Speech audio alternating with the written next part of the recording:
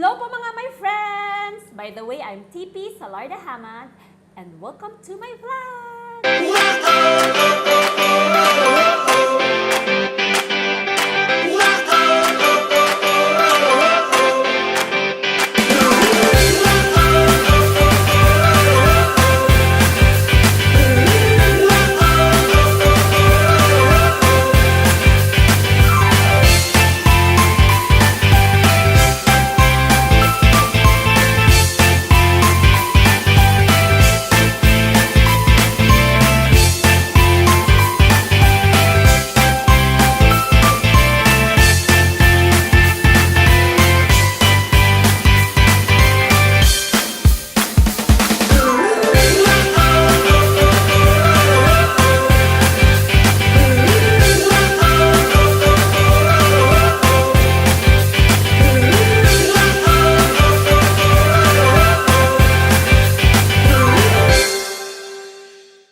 So in today's vlog po, I'm going to share to you my strategies in taking or my preparation for the NCLEX exam.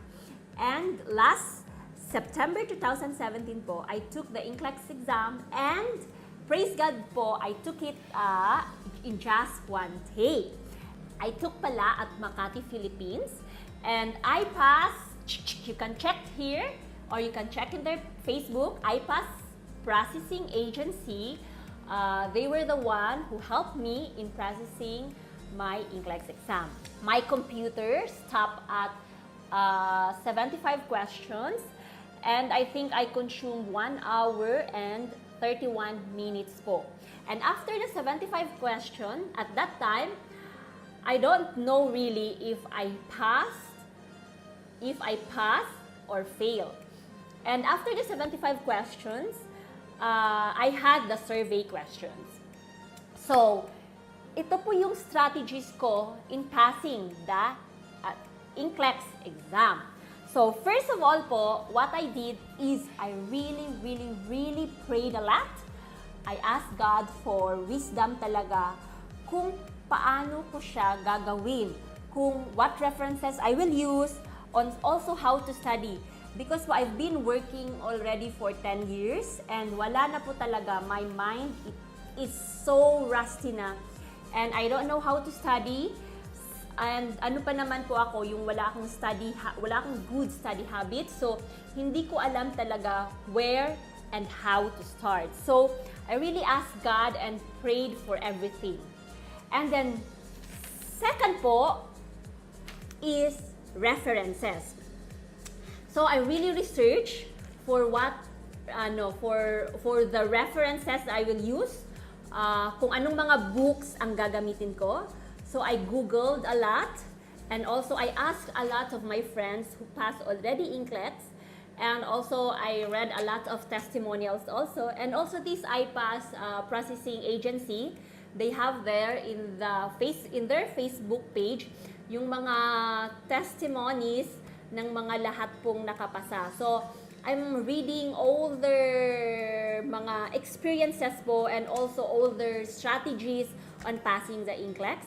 And from that po, kung ano po yung ma-apply ko sa sarili ko according to my schedule, kasi at the same time, nagtatrabaho po ako and I'm doing just a self-review po. So, I applied it to myself po. So, first po for the references. So, ano po bang books ang ginagamit ko? So, this is very important. So, first is the Bible or my devotional book. So, it sounds funny po, but really, it is one of my references po. And second, this is really my main reference po is the UWorld. So, I will just show to you. I use this UWorld. This is an online, I don't know if you can see it po. Yes, you can Google it po, UWorld, and you will just select the UWorld NCLEX po. This is the main source po or the main reference na ginamit ko. This is just like a question and rationality type of review. Online po siya, and I think po parang nagmahal na po sila. Dati po kasi I'm just paying, kasi I'm here in UAE, I'm just paying around 300 plus dirhams for I think for just for 1 month with two, I think it is already with two evaluation question na, two sets of two evaluation questions. Pero ngayon po, I think separate, if I'm not mistaken, separate na po yung pagbayad nyo sa evaluation question. So kasi po marami talagang nagsasabi. And by the way, thanks to my friend Randy for sharing this UWorld to me. Siya po kasi ang nagsabi talaga na I need to use the UWorld talaga as my reviewer. So that is my main reviewer talaga. So for those taking po the NCLEX, I would really advise you to use UWorld. I'm not gonna tell that kung ano yung napag-aralan ko sa UWorld, kung ano yung mga question, yun yung lalabas sa NCLEX. Because really, wala pong lumabas sa UWorld, walang lumabas na question. Oh no! So out of 2,000 questions nila, wala pong lumabas dun sa NCLEX. But what is good about UWorld, because it will prepare you for the hardness of the exam. Ang UWorld po, they will really update you for what are the new answers, what are those new questions, at the strategies po in answering the NCLEX. So really, UWorld is very helpful to me. And the next po is Kaplan. This is po the second reference or the book that I am using. Ito pong Kaplan, I don't have the books right now. I gave it to my brothers and my sisters po because they are also reviewing NCLEX now. Really have a good yung explanation on how to answer the NCLEX questions. Kasi po, NCLEX is a very broad po ang mga questions dyan. Hindi po siya actually specific lang na sa med-surg, fundamentals of nursing, hindi po, it's really broad. Meron din pong sa research or any areas of nursing. I mean, we will not talaga, it's a fact po na hindi natin alam ang lahat, di ba? So, but if you have a good technique in answering the question, I think you will really nail NCLEX. So, Kaplan helped me a lot of those things in answering or strategies or techniques in answering po the NCLEX. And also po, I use po Saunders and Lippincott. And kaya lang po, hindi ko lang po talaga natapos itong Saunders and Lippincott because I have a limited time. Since I actually, 5 months prior to my exam po, I was not really serious on my study. Like, wala-wala lang according to my mood. But when my ATT came already, like 2.5 months before the exam, I was really very serious na po. So I was not able really to finish these two books, these Saunders and Lippincott, but I also used them. And I just want to lang pala to say na you need to use the latest books po, the latest references. Why? Because ang NCLEX po kasi may mga answer dati na correct, ngayon pala wrong na siya. So it is very necessary to use the latest books po kung ano man yung gamit nyo. And then the third po is I organize my study plan. I'm not the type of person na nag-aaral po na I have to go by system. Like surgery, medical, surgical, then pedja. I'm not that type of person po. So mas gusto ko po yung yung lahatan na, lahat-lahat sige na is halo-halo na. Parang halo-halo. Yun po yung gusto kong type of yung style of studying ko. And then I'm not the type of person po naman na magbasa muna to have a review muna before I will answer. So mas gusto ko po talaga yung mag-answer na ako diretso and then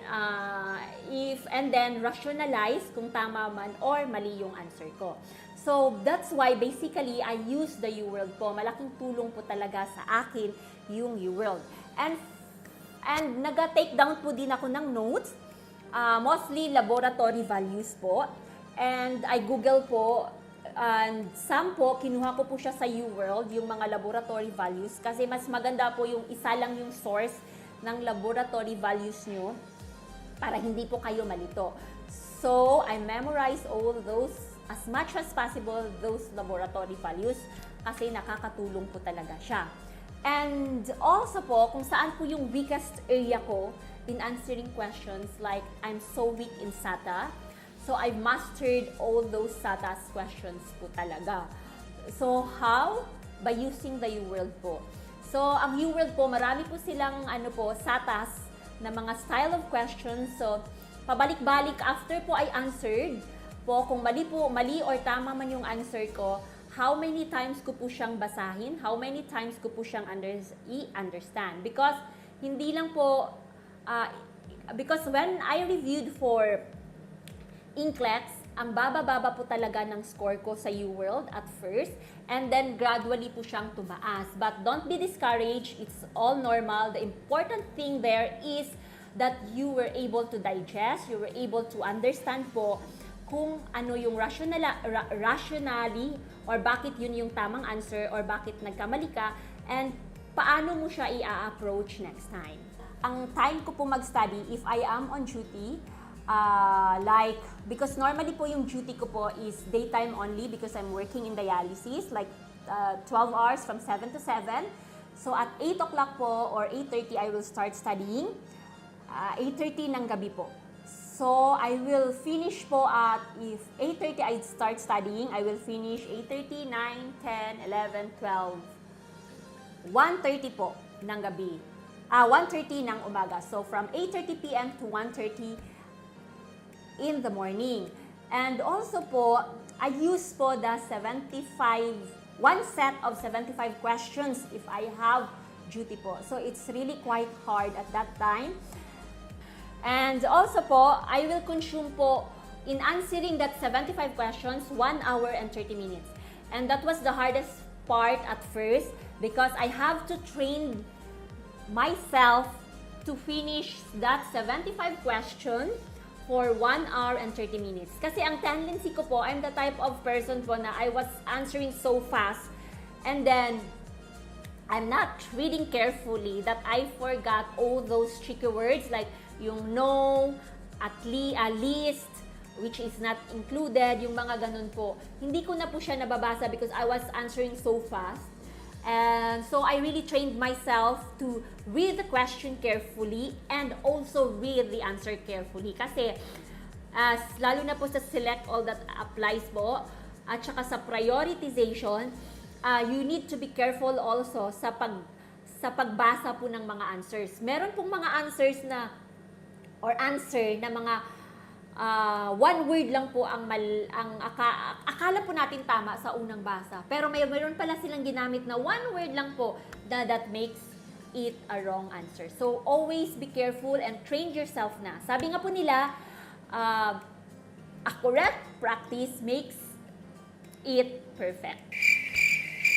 Tama ba yun? Sorry po. Basta, be sure po that you have practice answering correctly po. Para pagdating po ng exam, you will get the correct answer po. And during day off ko naman po, I answered 2 to 3 sets of UWorld questions po. So, since I will start po niyan ng mga 8 in the morning and sometimes po I will finish po at 7 p.m. I think. And if I'm tired po, I will stop studying na. So, that's why 2 sets lang. Kasi usually po, ang nakukonsume ko po talaga in one set, 5 hours, 5 to 6 hours. Pero kung hindi pa naman po ako pagod, so continue na naman po ako from 8 hanggang 1:30 in the morning po. But usually po, kung day off, 2 sets of 75 questions. Bihirang-bihira po ako naga 3 sets of 75 questions.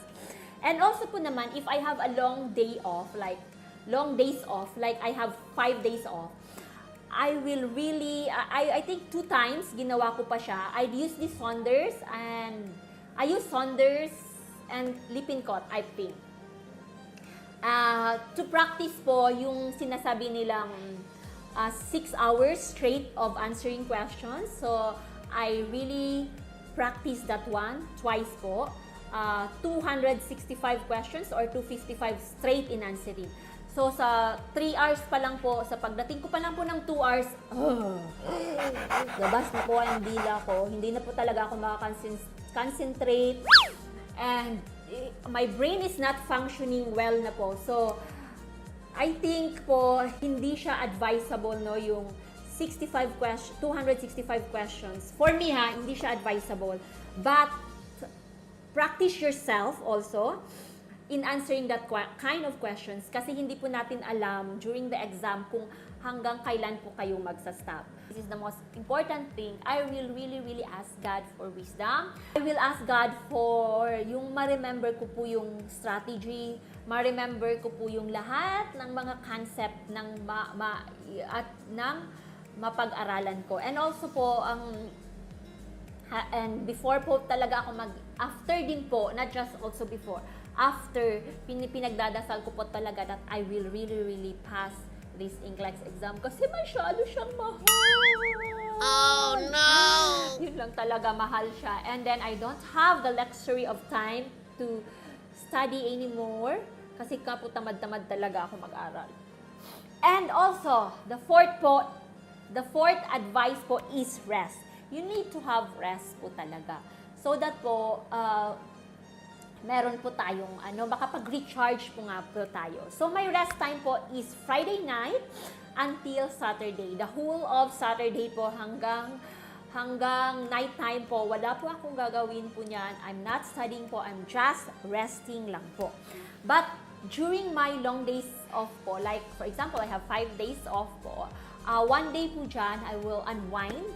Kahit saan po, kahit anong gawin ko, I will watch my favorite Korean movies, I will watch Korean novelas, and it's my time also to open my Facebook, my Instagram, kasi during that review po, I'm so proud of myself, I'm so addicted to social media. Hindi po ako nagso-social media during that long days off ko lang po ako nagso-social media, that 1 day off lang po. Lastly po, before the exam, my preparation before the exam, like I think 3 days before my exam, I went to the site sa Makati po. I forgot where in Makati. Sa Makati, saan ba yun? Sa Makati-Kati? Hindi ko, joke lang po. I went to the site po. Sa labas lang po kasi bawal naman pong pumasok. May mga guard. Bawal naman pong pumasok kasi may guard doon. So, I went to the place and familiarize po. Kasi hindi po talaga ako taga Manila. So, I have to familiarize kung anong sakyan ko, yung mga traffic. So ginawa ko po yun. So, 4 days before the exam, I stopped studying na po. I think 4 to 5 days before the exam, I stopped studying. So, I rented a place in Makati, yung malapit lang sa exam place ko po. And nagdawar-dawar. Ano ba yan sa Tagalog? I just roam around Manila, I just roam around Makati. Wala lang, gala-gala lang. I'm not thinking about the exams or anything. Basta relax, super relax po ako that time, 4 to 5 days before my exam. So, a night before my exam, of course, I really slept well. I slept very early for the first time in my life. I slept at 8 o'clock at night. So, maaga-maaga po akong natulog yan. And then, on the day before my exam, of course, I had my devotional, I prayed, and I'm quite confident because I believe po na God will answer really my prayer because I've been praying a lot and I've done also my part po talaga. Just believe lang po, wag kayong masyadong, I know po hindi ko po sabihin na hindi po ako kinabahan. Kinabahan din naman po ako, pero hindi po super kabang-kaba. May kaba man, konti lang po. And then po, I had a full breakfast. 1 hour before my exam, I went to the site already sa Makati. And then when I went there, I just whispered a prayer. And when I started taking the exam, parang very relaxed lang po ako. So yun na po, I took the exam and my computer stopped po at 75%. And at first po, I was really scared why it stopped at 75 questions. Doon na po ako kinabahan kasi po hindi ko po inaasahan mag-stop siya ng 75 questions. But I remembered po, that time, I remind myself that, hey, nag-pray ka naman. So, just believe and have faith po. So, sa mga my friends ko po dyan, so, bye sa inyo. I hope you have learned from me my strategies in passing the NCLEX. So, thank you po. Bye, everyone!